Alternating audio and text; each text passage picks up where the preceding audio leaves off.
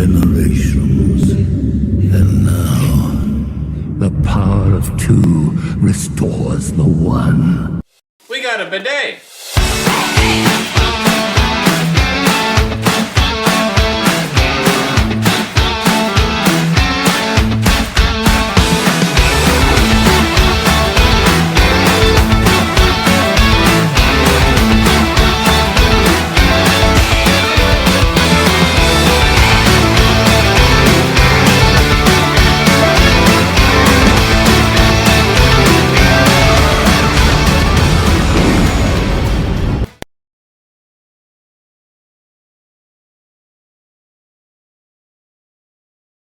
Hey everybody, and welcome to my channel, Dyad in a Rough. Today I want to take a look at what are the new monthly games for PlayStation Plus.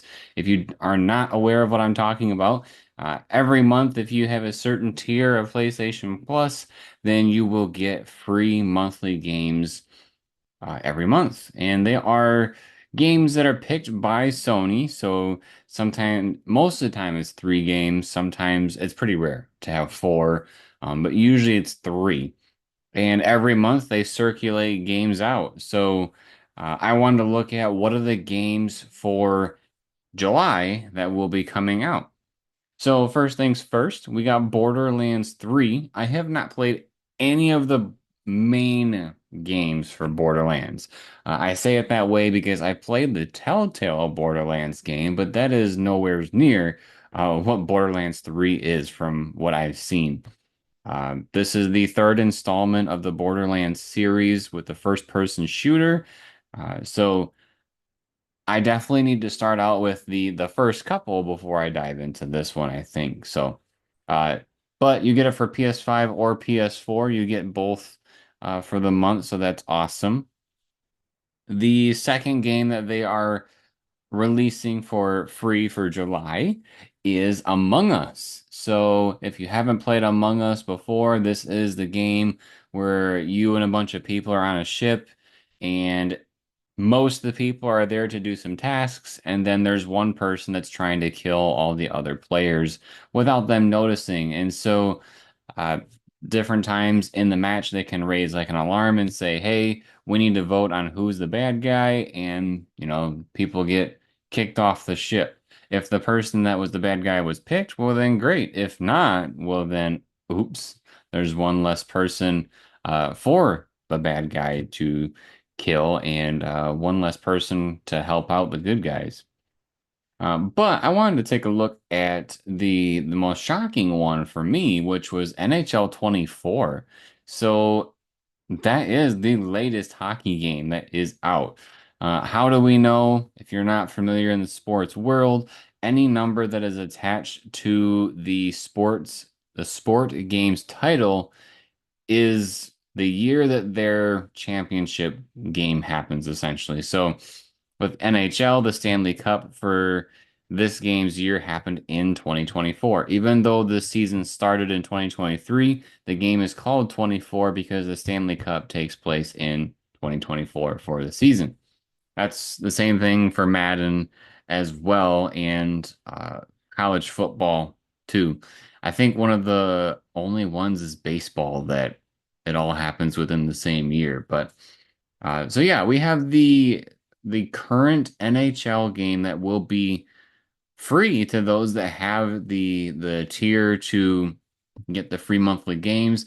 And I find this interesting because usually there's still, maybe a sale of like half off or charging $20 to $30 for this game. I'm surprised to see the latest one drop. So to kind of put this into perspective, it's kind of like saying after the Super Bowl, then Madden is free the next month.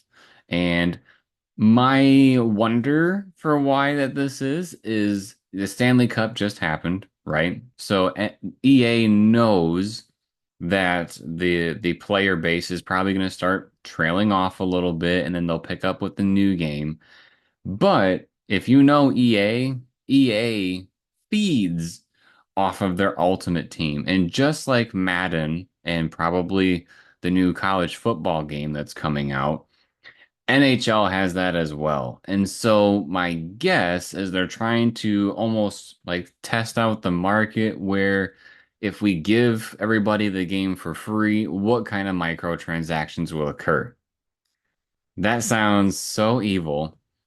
But I would also say at the same time, if Madden was free every year, because I don't play a lot of NHL, but with this being free, I will definitely probably be looking into it. I have NHL, I think 23 and 20, maybe even 15, because I have played the hockey games throughout the years, but I've just never finished their trophy list because, in my opinion, they're kind of ridiculous. But again, trying to put this into perspective, if Madden had dropped for free at the end of every year, uh, at the end of the games year after the Super Bowl, I would definitely be picking it up and looking into it for sure. I wouldn't say that I would be putting money into it per se because I don't do that anyways as far as microtransactions for Madden, but I would definitely be picking it up and playing it. So I wonder if that's kind of what they're doing here is to test the market for if the game is free, what kind of microtransactions can we get out of it? The only thing that I could see, being kind of uh not super accurate about what their numbers would be is a lot of the people that would invest into the Ultimate Team probably already has. And so their number is probably going to be a little lower than anticipated if that is what they're trying to do with it.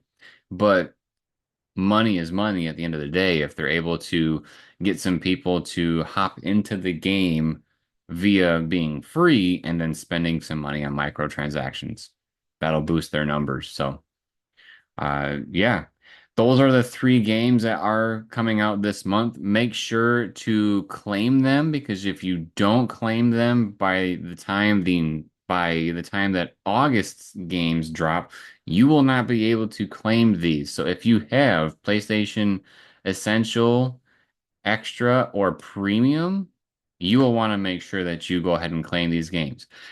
Also, what I would also like to tell you is even if you think that you're not going to play these games in the month of July, claim them anyways. I do that every single time just to build my game library because you never know when you're going to be sitting on your couch thinking, I just want to try something new, right? And so if you claim the games no matter what, there will be some new games in there that you probably never played before that you will have access to.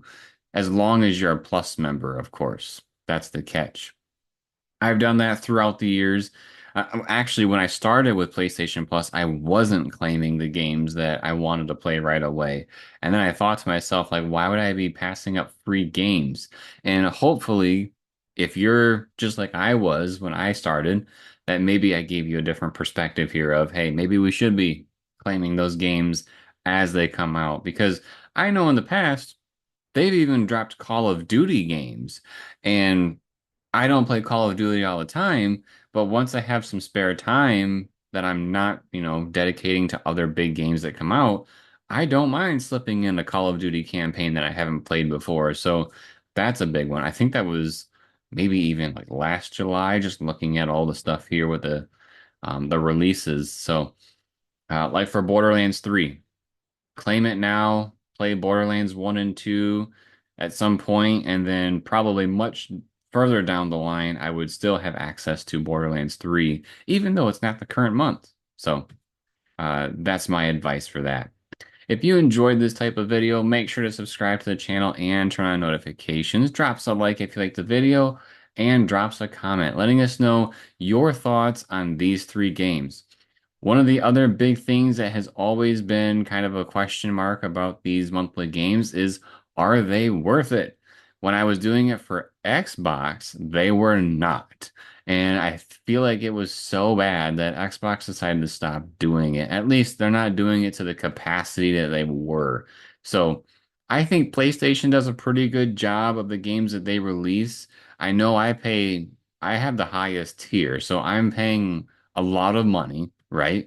And to have online gaming access, essentially, plus the library of games offered by Sony, plus these games that I get to keep as long as I'm a Plus member. So I think these games make that subscription well worth it if you are into, claiming these games. And then as always, everybody, thank you for watching. We'll see you next time.